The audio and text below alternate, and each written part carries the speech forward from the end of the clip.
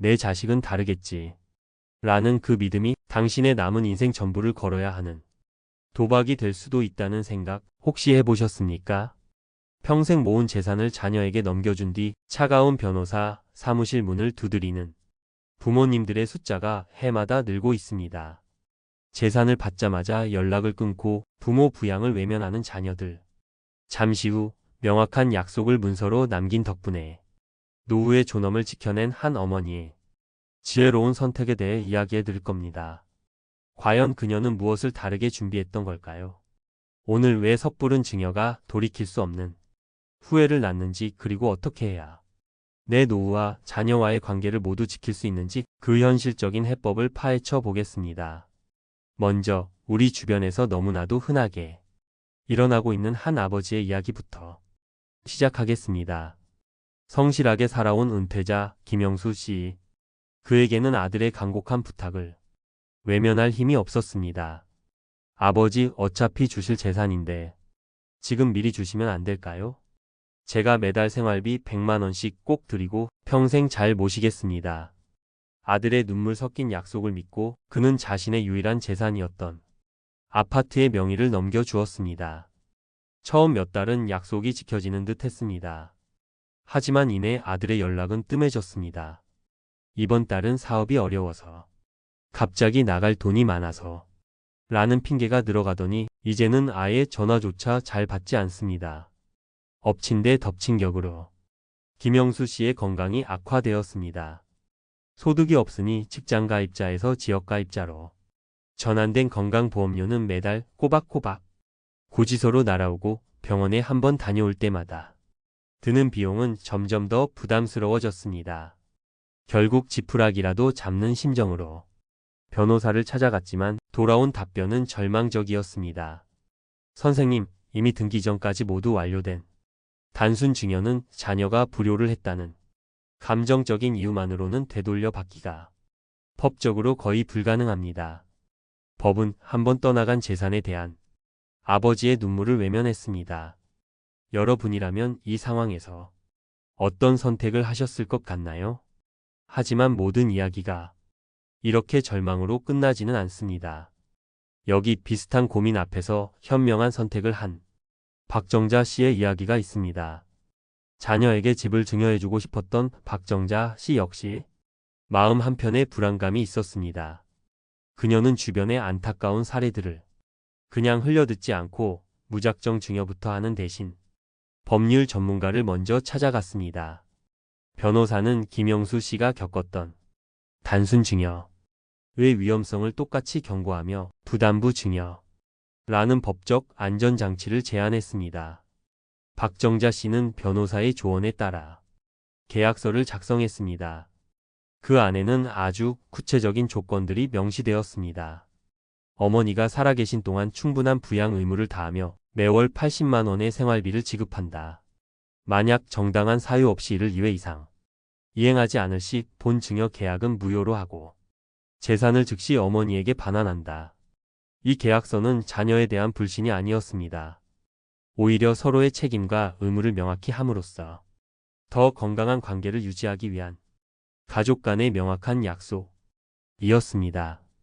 덕분에 박정자 씨는 노후의 경제적 안정성을 법적으로 보장받았고 자녀 역시 부양 의무의 무게를 가볍게 여기지 않게 되었습니다.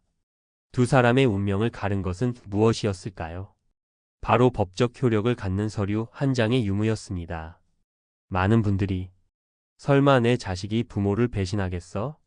라고 생각합니다. 하지만 안타깝게도 재산이 넘어간 순간 상황이 변하는 경우는 우리 생각보다 비일비재합니다. 우리 민법은 한 번 등기 이전이나 현금 지급처럼 이행이 완료된 증여는 해제하기 매우 어렵다고 규정하고 있습니다. 입으로 한 약속, 마음으로 한 다짐은 차가운 법정에서는 증명할 방법이 없기 때문입니다. 최근 한 시사 프로그램에서는 상속 빈곤층이라는 가슴 아픈 신조어까지 조명했습니다. 자녀에게 모든 것을 내어주고 정작 자신의 노후는 빈곤에 시달리는 부모님들의 현실을 다룬 것이죠. 결국 법은 감정에 호소하는 것을 들어주지 않습니다. 그렇기 때문에 우리는 감정에 앞서 나의 노후를 지켜줄 이성적인 법적 장치를 반드시 마련해야만 합니다. 자, 지금까지 우리는 섣부른 증여가 낳은 비극적인 사례와 법의 현실을 살펴봤습니다. 하지만 지금부터가 진짜 중요합니다. 이 비극을 피할 방법, 그리고 내 노후를 안전하게 지킬 현실적인 대비책에 대해 이야기해 보겠습니다. 실제 판결들이 이 사실을 명백히 보여줍니다. 한 법무법인의 승소 사례에 따르면 아들에게 재산을 물려주며 자식의 기본 의무와 부모를 충실히 부양한다 는 내용의 효도 각서를 받아둔 아버지가 있었습니다. 안타깝게도 아들은 1년 넘게 연락을 끊었고 아버지는 결국 소송을 제기했습니다. 법원은 판결문에 이렇게 적었습니다. 연락을 두절한 것은 자식의 기본 도리를 저버린 행위이며 이는 효도 각서의 중대한 위반이다. 결국 아들은 받았던 재산을 모두 아버지에게 돌려줘야 했습니다. 이처럼 구체적인 조건이 담긴 서면 약속은 단순한 종이 한 장이 아니라 내 재산과 노후의 존엄을 지키는 가장 강력한 법적 무기가 될 수 있습니다. 반대로 한 일간지의 칼럼에서는 부양 의무 같은 핵심 내용을 빠뜨린 채 계약서를 썼다가 오히려 자녀에게 집에서 나가라는 소송을 당하는 비극적인 사례도 있었습니다. 계약서를 썼다고 안심할 게 아니라 그 내용이 무엇보다 중요하다는 뜻입니다. 그렇다면 가장 확실한 방법은 무엇일까요? 여러 상속 전문 변호사들은 상담 말미에 거의 항상 같은 조언을 합니다. 가급적이면 증여하지 마십시오. 평생 모은 그 재산으로 당신의 풍요로운 노후를 마음껏 즐기십시오. 이것이 사실 가장 완벽한 해법입니다. 자녀에게 덜컥 집을 물려주는 대신 그 집을 담보로 평생 연금을 받는 주택연금을 활용하는 것이 훨씬 더 안정적인 대안이 될 수 있습니다. 내 집에 안전하게 살면서 국가의 보증 아래 매달 고정적인 현금 흐름을 확보하는 가장 확실한 방법 중 하나입니다. 만약 자녀의 사업자금이나 결혼자금을 꼭 도와줘야 한다면 증여가 아닌 대여의 형식을 취하고 변호사의 도움을 받아 정확한 차용증을 작성하는 것이 현명합니다. 그럼에도 불구하고 피치 못할 사정으로 증여를 꼭 해야만 한다면 이것 세 가지만은 반드시 기억해 주십시오. 첫째, 반드시 부담부 증여 계약서를 작성하십시오. 막연하게 잘해라 가 아니라 나를 어떻게 모신다, 매달 생활비는 얼마를 지급한다, 만약 병원비가 발생하면 어떻게 부담한다 와 같이 조건을 최대한 구체적이고 명확하게 숫자로 서면에 남겨야 합니다. 둘째, 모든 과정을 기록으로 남기십시오. 만약 사전에 서면 계약서를 미처 준비하지 못했다면 최소한의 안전장치라도 마련해야 합니다. 내가 너에게 재산을 준 것은 나를 부양하라고 준 것 아니었니? 와 같은 대화를 나눌 때 녹취를 하거나 이런 내용이 담긴 문자나 카카오톡 메시지라도 반드시 확보해 두십시오. 훗날 법적 다툼에서 결정적인 증거가 될 수 있습니다. 셋째, 당신의 모든 재산을 한 번에 넘겨주지 마십시오. 어떤 상황에서도 내 노후를 지탱해줄 최소한의 자산, 내가 기댈 수 있는 마지막 보루는 반드시 내 이름으로 남겨두셔야 합니다.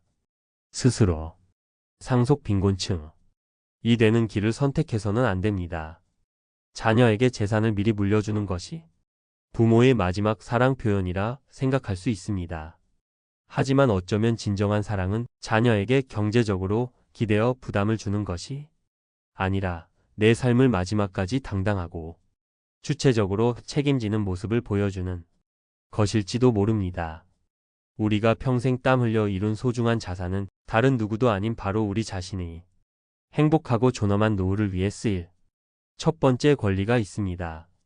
오늘의 이야기가 섣부른 증여의 위험성을 다시 한번 깨닫고 자녀와 나 자신 모두를 지키는 현명한 선택을 하는 작은 계기가 되기를 진심으로 바랍니다.